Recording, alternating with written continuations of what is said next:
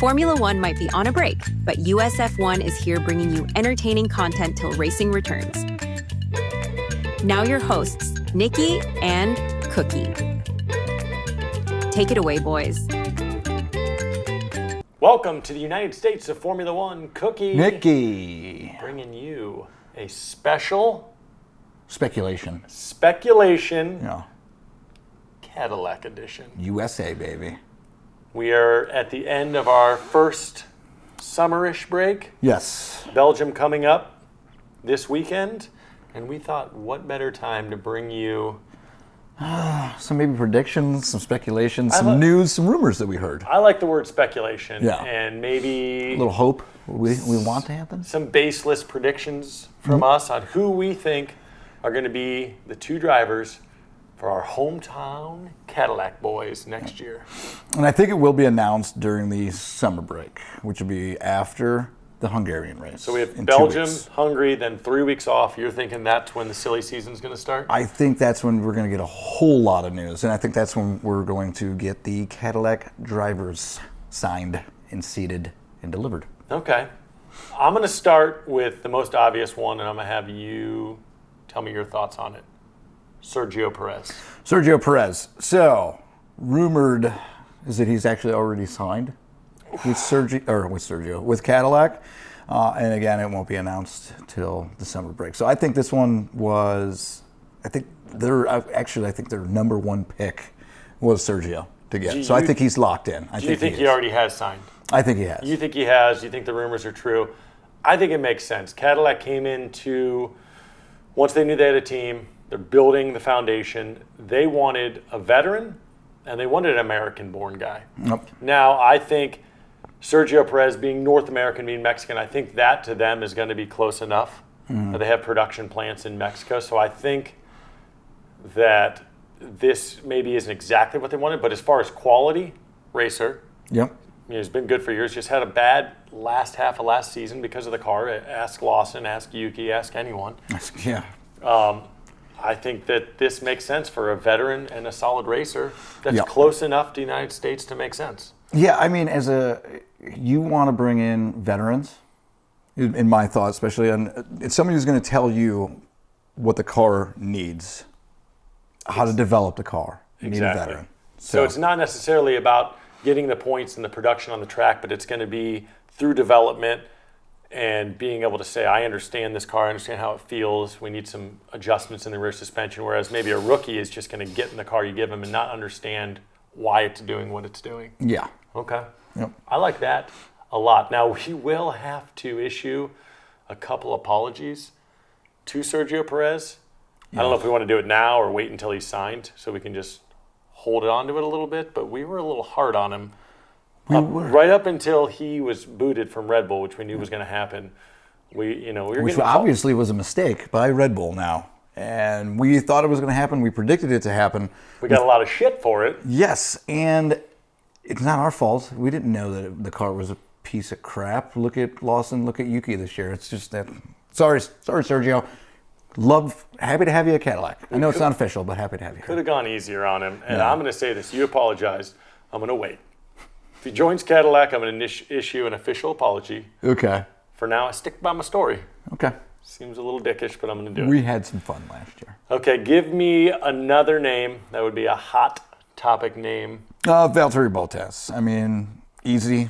I think this would actually probably be Cadillac's number 2, because again, another veteran. I think that's what, if they got Sergio, I think that this would be the number 2. I don't know if the number 2 will hit, which means I'll have to go to their number 3, but I think this would be their number 2. So this would put you at 2 veterans if they got ideally what they'd had. Now I think Bottas brings you another angle that he's got style. He has a huge social media following. So as far as blowing up the brand, not that Cadillac needs much help. Everybody knows Cadillac, but if you put in a couple of rookies, people are going to struggle to grab on, but he's going to bring you behind closed doors. He's going to bring you into his social media world. He's hilarious. He's a ton of fun. He'll post photos of him in his underwear. Yep. And people will love him immediately. People at Cadillac will love to be behind this guy. Yeah, and I guess the only the Franco Colapinto on Alpine. So I would be, if Valtteri is negotiating possibly with Alpine right now and Cadillac, it's kind of what would he rather, I guess who pays the most, but what would he also rather do coming to what I would say is coming to the end of his career? Do you want to start with a brand new team that could possibly suck for years, really? Or they can be good. We just don't know. Yeah. So I think that's a hard one.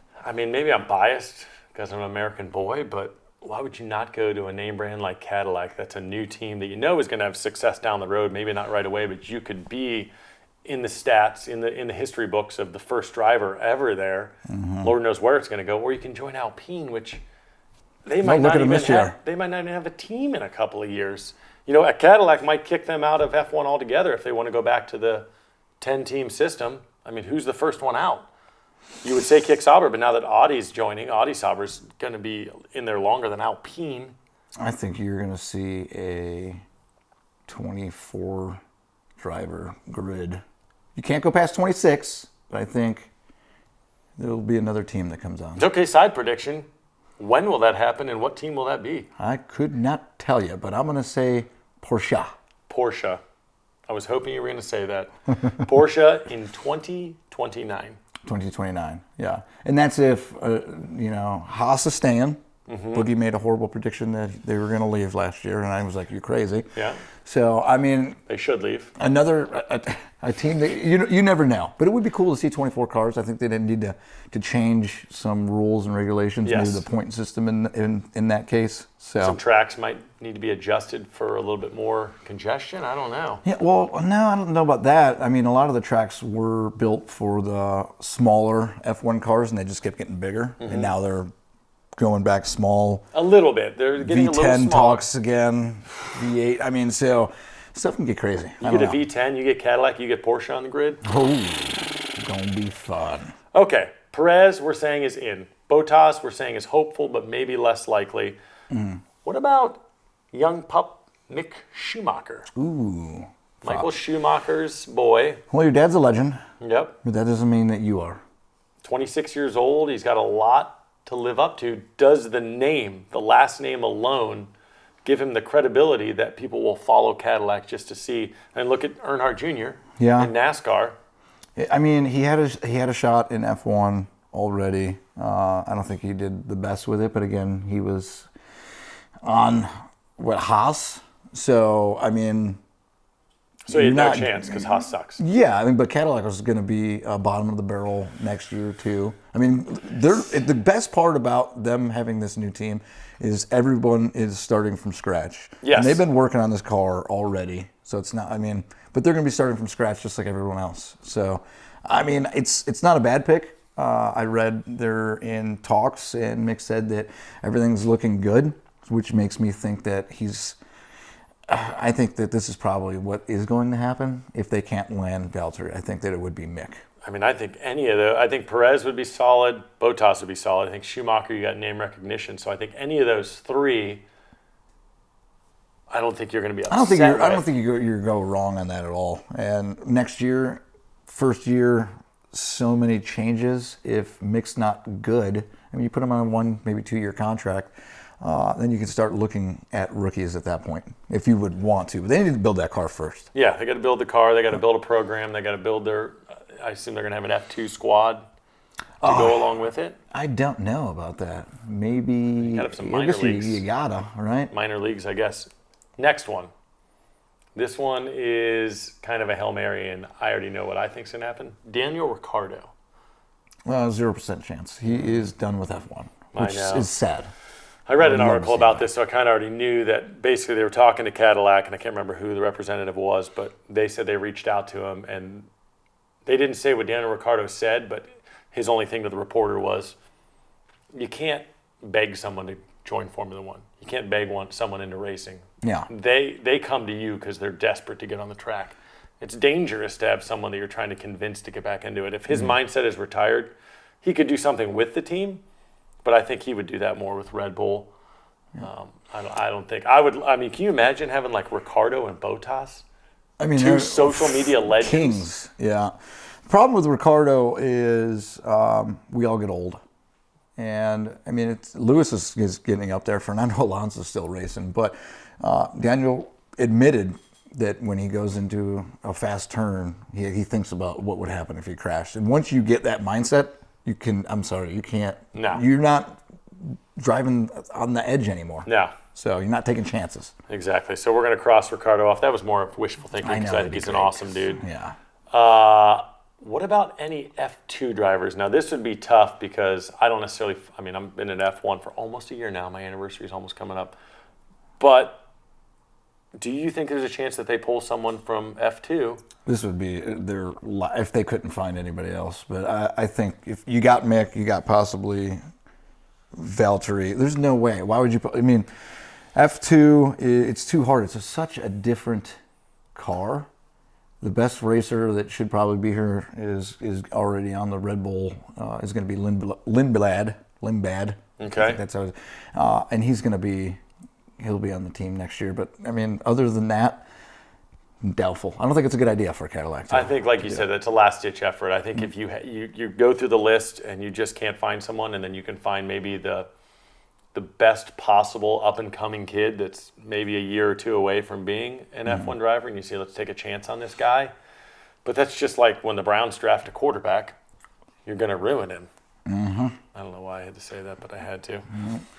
Last question. What about someone who's in Indy right now, someone that's not in Formula One, somebody that maybe doesn't have their super license yet? Yeah. So the talk of the town when Cadillac first made the announcement that there were going to be a team was Colton Herrera from Indy. He doesn't have a super license yet. I believe he has enough points to get it, so it's not like that would be a huge thing. So he has to go to the DMV and show that he has enough points, and they'll give him a super license. Yeah, it's like the size of one of those checks you get. Happy when Gilmore. You win something. Yeah.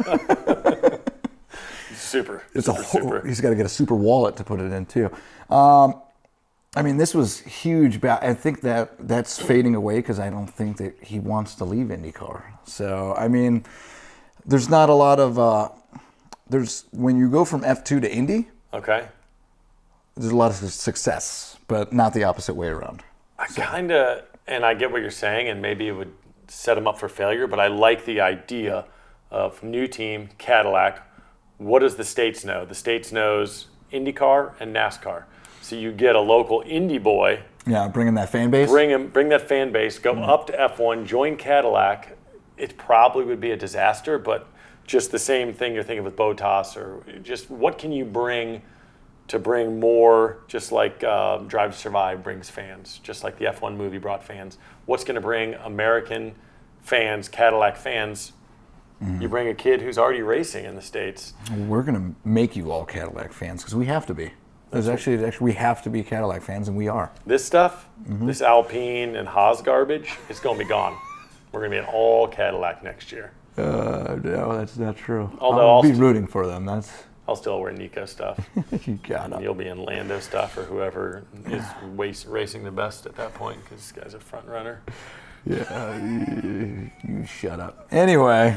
I think that hits it all. I think we got veterans, we got some young guys who've been there, guys who could get there. Yep. But if you had to, so right now, you say, who are my two? I think it's going to be Sergio and Mick. That's just going to be my thought on it. Okay. Well, then I'm going to change it up, and I'm going to say Sergio and Bottas. I'm fine with either one. I think I would rather have Bottas. I just don't think it's going to happen. I think he's going to go to sign with Alpine. And then I think that's a good idea. Obviously, if any news comes up in the next week or so, or especially during that silly season in our summer break, we will bring you a short right away. And we'll know this in 4 weeks. They should announce this for sure. So right. I can't wait. I'm super excited. Cadillac! Love you. Follow us on YouTube at the United States of F1 and on Facebook, Instagram, and TikTok at United States F1. Join us next time on USF1. Like and subscribe. Copyright Brugman Media Limited 2025. Love ya.